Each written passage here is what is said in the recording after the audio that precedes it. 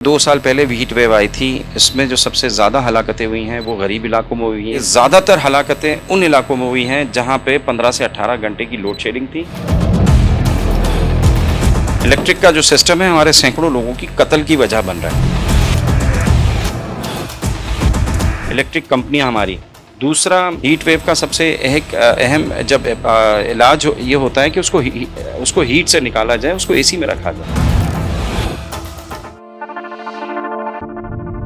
آپ نے طبقاتی کی بات کی نا, طبقاتی مسئلہ یہ ہے کہ ابھی جو 2 سال پہلے ہیٹ ویو آئی تھی اس میں جو سب سے زیادہ ہلاکتیں ہوئی ہیں وہ غریب علاقوں میں ہوئی ہیں جہاں پہ 18 گھنٹے لوڈ شیڈنگ ہوتی ہے. حالانکہ یہ رمضان نہیں تھا اور اس کا ڈیٹا میں نے جو ہے وہ یاسر بھائی سے شیئر کیا تھا, تو انہوں نے میپنگ جب کی نا, میپنگ سے بھی اندازہ ہو گیا ان کو کہ زیادہ تر ہلاکتیں ان علاقوں میں ہوئی ہیں جہاں پہ 15 سے 18 گھنٹے کی لوڈ شیڈنگ تھی.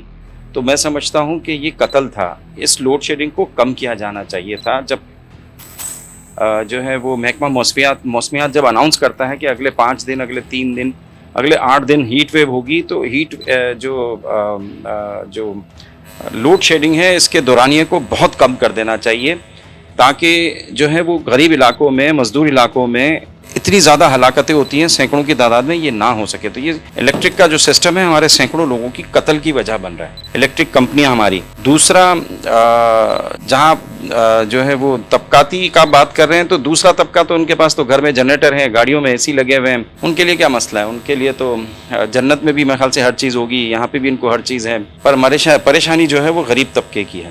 غریب طبقے کو اس کی چیزیں نہیں ملتی. اور ہم مسجدوں میں بھی اے سی لگ گئے ہیں, لیکن مسجدوں میں ہم نے ریکویسٹ کی تو کہتے ہیں نہیں, ہم جو ہے وہ نہیں ہو سکتا. ہیٹ ویو کا سب سے اہم جب علاج یہ ہوتا ہے کہ اس کو ہیٹ سے نکالا جائے, اس کو اے سی میں رکھا جائے. تو ہر ڈسٹرکٹ کے اندر اس طرح کے ہال بننے چاہیے. ایون شادی ہال ہیں, ان کو لے لینا چاہیے. بہت ساری جگہوں کو وہاں پہ اے سی لگنے چاہیے, ان کی واٹر کی ضرورت پوری کرنے چاہیے تاکہ اس کا ٹریٹمنٹ جو ہے وہ ہیٹ سے اس کو نکالنا ہوتا ہے.